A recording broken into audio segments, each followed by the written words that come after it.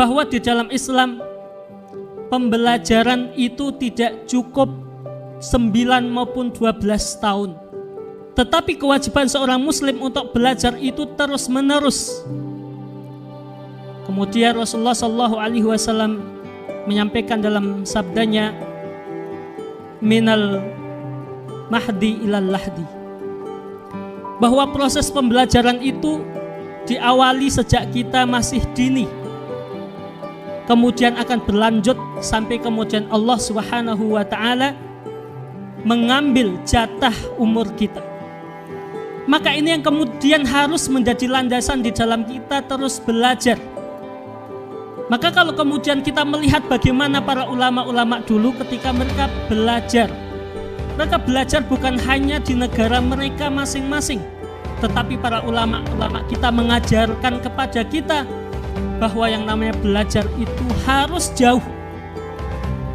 Maka kemudian kita bisa melihat misalnya Imam Syafi'i yang lahir pada tahun 150 Hijriah di Gaza, Palestina, di umur 7 tahun harus berhijrah ke Makkah. Di 14 tahun kemudian belajar kepada Imam Malik yang berada di Madinah.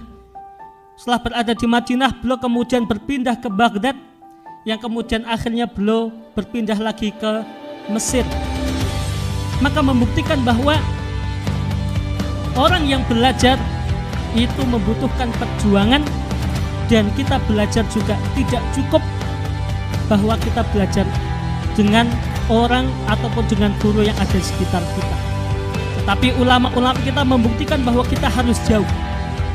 Maka ini sebagai wasilah, ini sebagai ikhtiar kita.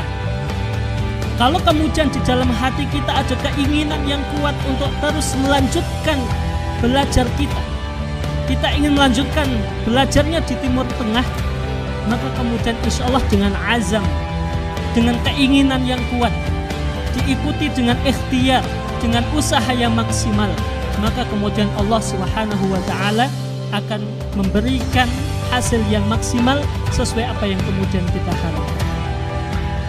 Maka terus kita niatkan bahwa apapun yang kita miliki sekarang ini sangat kurang, sangat sedikit.